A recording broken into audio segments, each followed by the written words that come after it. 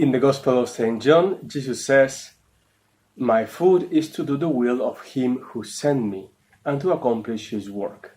And today, in this time of prayer, we meditate on the will of God.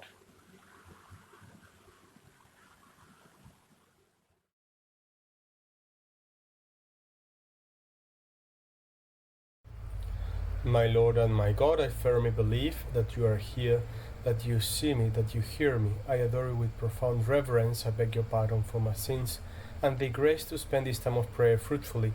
My Immaculate Mother, Saint Joseph, my Father and Lord, my guardian angel, intercede for me.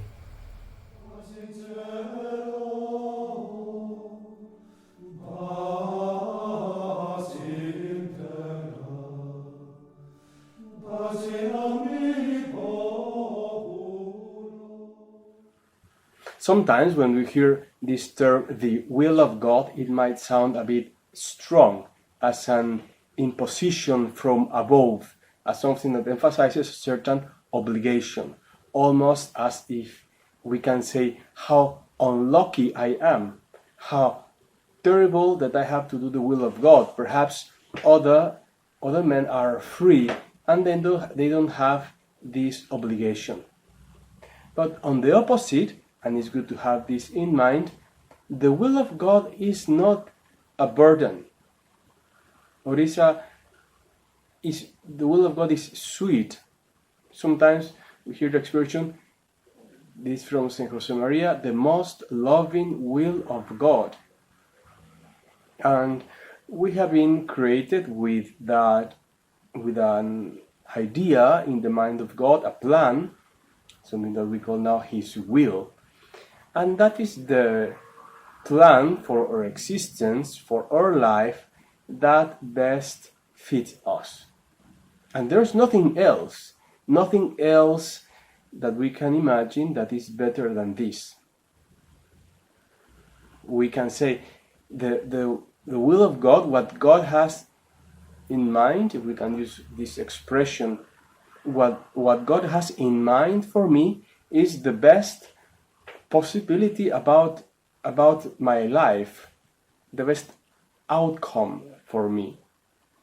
But we might think doing other things, doing my ideas, my will, in an alternative reality, I might be more successful, live a more comfortable life, be more happy, or to realize new ways of existence. And the answer is no. We cannot say God doesn't know. God doesn't know me. I have a better idea. In the same way that we don't say God is temporal, but we say God is eternal, and we don't say God is limited, but we say God is infinite. In the same way, we cannot say that God is not wise or intelligent enough as to have a good plan for my life. Even more, if someone says, for whatever reason, I want to be a saint, but not doing the will of God, I want to do my own will, I want to have my own plan on how to be a saint, that would be really miserable. It's miserable the one who tries to be a saint, if that is possible, not following the will of God but his own will. And I say miserable in the strict sense of the word, something that is needed of mercy. And so we can ask ourselves in this time of prayer, do we love God? Do I love God? And I suppose the answer is yes, we do. And we ask ourselves, do we want to be saints? And the answer is the same, of course we do. So, do we want to do the will of God? In the same line, we say, with the help of God, yes, we want. We have heard in some occasions, we are what we eat. If we eat healthy things, we are healthier. If we eat unhealthy things, we are unhealthier. So we hear this phrase from Jesus in the Gospel of St. John, my food is to do the will of him who sent me, the will of his Father. and it's wonderful. This is what I am. I become the will of God. So the will of God is not something that I do. If I manage to discover in one way or another, it's not always easy, but sometimes through prayer we realize that there is something that is the will of God for me. It's not something that we do. Let's say, as we have in our life many things to do, like a list of a to-do list, so many items, and at the end we add to do the will of God. The will of God is not something to do that we add just among many other things. The will of God is the only thing, should be. This is what the saints did, and this is what the saints taught us. Everything is the will of God. And we might say, but there are some things that seems to be very, very important. Well, if it's really important, it's also the will of God. Some things that are necessary. If it's necessary, it's the will of God. But we can discover to put the will of God as the only reality in our life, and then the rest adjusts to it, not the opposite. It's not that I do what I have to do, and then if I have time, I do the will of God.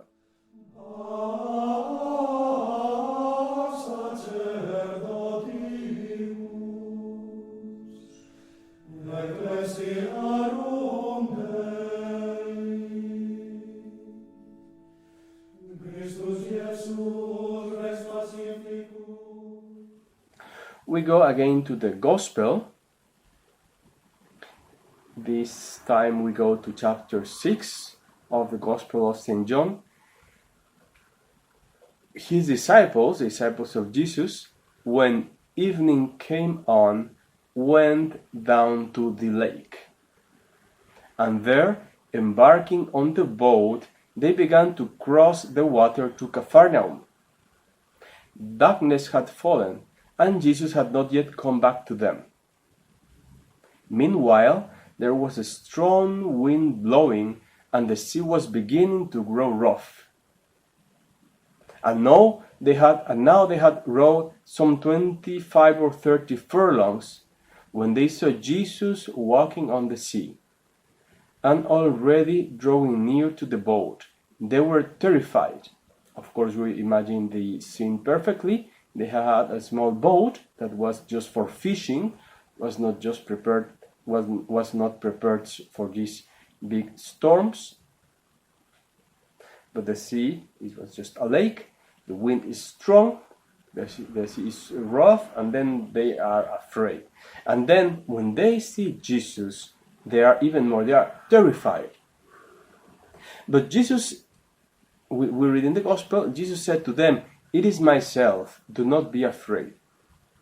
Then they took him on board willingly enough, and all at once their boat reached the land they were making for.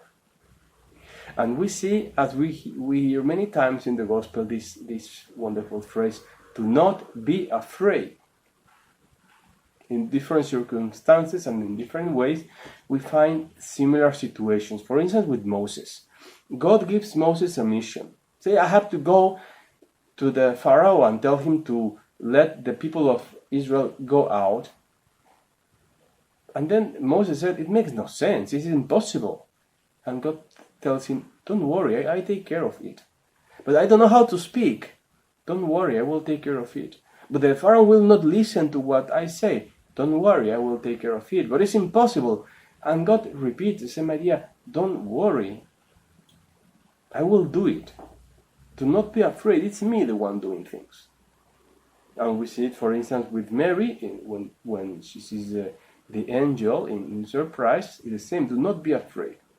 We see it with Joseph, when he begins to discover the plans of God and things get complicated in his life. We hear the same idea, do not be afraid. We see it with Peter, with the disciples, here, also in other occasions, the same idea, do not be afraid. And why this insistence? Because we men are like that. We are afraid, we fear. Afraid of what? For instance, our own weaknesses. We're afraid that we might not be able really to do the will of God, or the fear of missing something. For instance, sometimes people say the fear of missing out. And I would like to read a text from Pope Benedict. It's the Mass from the homily at the beginning of his pontificate. And it's a wonderful text. He says, "Are we not perhaps all afraid in some way? If we let Christ enter fully into our lives, if we open ourselves totally to Him, are we not afraid that He might take something away from us? Are we not perhaps afraid to give up something significant, something unique, something that makes life so beautiful? Do we not then risk ending up diminished and deprived of our freedom?"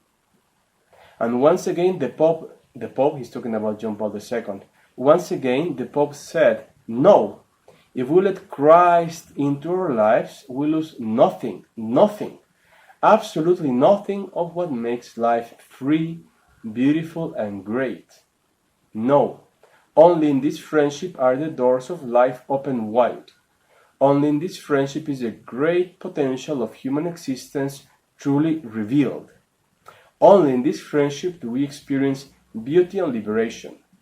And so today, with a great strength and great conviction on the basis of long personal experience of life, I say to you, dear young people, do not be afraid of Christ. He takes nothing away and He gives you everything. When we give ourselves to Him, we receive 100-fold in return. Yes, open wide the doors to Christ, and you will find true life. And opening wide the doors to Christ means letting Him enter into every area of our life. In my family life, in my professional life, my work, my plan, in my relationship with others, in the way I rest, in my errors and mistakes, the way I acquire experience, in my weaknesses, my limitations, in moments of frustration, of sadness, of illness, of suffering, of joy. In all these moments, we have to open the doors of our soul to Christ, as not to build any part of our life without Christ. And we hear again the words of St. Augustine, "You made us, Lord, to be yours." And it's true, God made us to belong to Him, to be His. We belong to God. And so we should not hesitate. And we hesitate, again, in the small things and in the big things of life. We hear the words of God, do not be afraid. I say the small things of life because often we know that today I should be doing this. Today I should treat people better. I should work a bit more or pray a bit more. I should forgive this person. These small things that we realize they are the will of God, and also the big decisions in life. What I'm thinking about?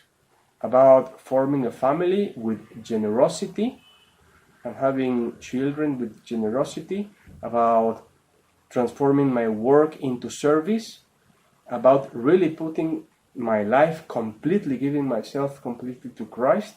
Whatever is what I'm thinking, the answer is the same. Do not be afraid. We might be afraid of obstacles. There's a phrase by Mark Twain, this author. He writes, "Some of the worst things in my life never ever happened." So it is the same. Sometimes we have big obstacles that are only in our imagination. We are afraid of things of the future that might not even happen, that they might not even be possible. And let us not be afraid about a future that might not come. Let us put our mind in following Christ, facing obstacles, yes, with determination, with daring, not without fear. But if I give myself to Christ, perhaps I will fail. Oh, well, yes, of course, we are free, we can fail. It's not impossible that we fail, but we trust. We trust. That is one of the aspects of faith, trust.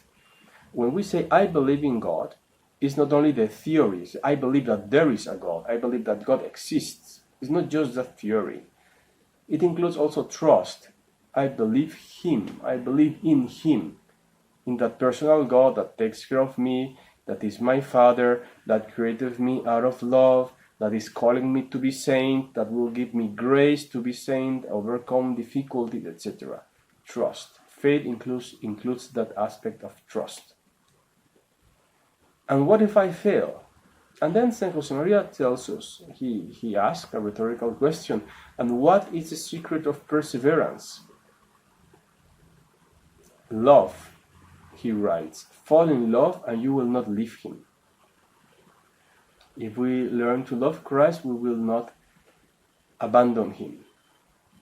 And at the same time, if we don't abandon Him, we will fall in love. We will learn to love Him. We are afraid of what? Of our own defects or the defects of others. Then we see the apostles. We can imagine after the ascension of Christ, Christ tells them, go and preach the gospel to all nations. And then we see the apostles together in one room, looking at each other. What do they see? Peter, who abandoned Christ. Peter, very stubborn, always wanting to impose his will. John, who wanted power for himself. John, who wanted fire down from heaven to burn people who didn't want to receive Christ. So the uncharitable John, together with his brother, the same. Thomas, the one who didn't believe. About the rest, we don't really know, because the gospel doesn't tell us many anecdotes about them. But most of the things the gospel tells about the apostles is their weaknesses. Yes, they follow Christ, but then they were not really doing the will of God. So, if we were in that room with them, trying to think how to bring the gospel to all nations, we might have the temptations to say, well, not with this. With these other 10 men, I cannot do anything, just look at them. But they put their trust in God. In the same way, when we face the will of God, we ask now, in this time of prayer, Lord, teach me to love your will. Teach me to make your will to be the identity of my life. To be someone that really loves your will.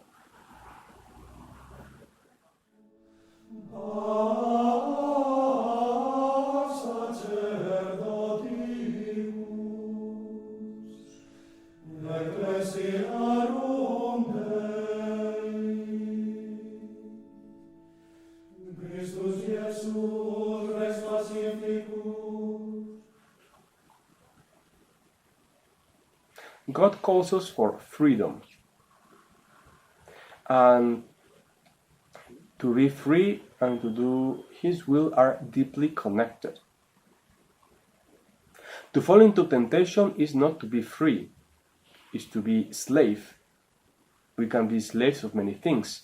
We can be slave, yes, of sin in general. We can be a slave of pride, of desire for comfort, for self-glory.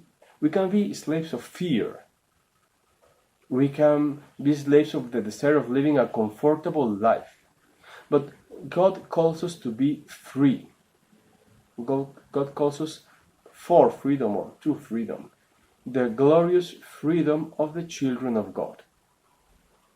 And it's something that we see in the life of saints, how beautiful it is to serve God and to give our entire life to Him, in spite of everything.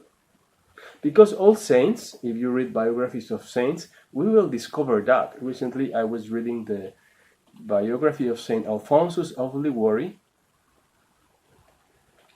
and he was a successful lawyer when he decided to follow Christ, and everybody got against him. His family, society. Sometimes we might think, well, perhaps for these saints of all times it was easy because society was somehow more Christian, but obviously it's not. Society was easier, obviously not. But at that time, in that place, no, quite the opposite. We might imagine St. Thomas Aquinas, just to put another example, when he decided to do the will of God, his family kidnapped him and locked him in a tower, and he had to escape twice. So this is the kind of things that saints faced, and also they had to face the same thing that we face, that every person faces every day: being tired, being frustrated, the experiences of our own weakness, not knowing exactly what is the will of God in each moment or each day, finding difficult to forgive, finding difficult really to trust God completely, not having money, not having time, not having energy. The saints, if we read biographies of saints, we see the same things in them. Recently, I was also reading the testimony of some of the first members of Opus Dei, and also they had to struggle, also the entire struggle of the difficulties of moments of hesitation. But what if this doesn't work? What if I fail? Perhaps if I follow Christ, I will not be able to succeed in my professional life. All these things. And they trusted God, and they asked for faith. So this is what we do now. We repeat again. When we hear the words of Christ, my food is to do the will of Him who sent me. We repeat, Lord, help me to love your will. Give me the light to see your will, the fire in my heart to love your will, and the strength to do it. At the end of this meditation, we see the example of Mary. She put her entire existence in the hands of God to do His will. And so we also ask her, we follow her example, and we ask her prayer for us. Christus Iesus, Res pacificus, et tronus eius eri firmissimus in perpetuum, Ises pax nostra. I thank you, my Lord, for the good resolutions, affections, and inspirations that you have communicated to me in this meditation. I beg your help in performing them. My Immaculate Mother, Saint Joseph, my Father and Lord, my guardian angel, intercede for me.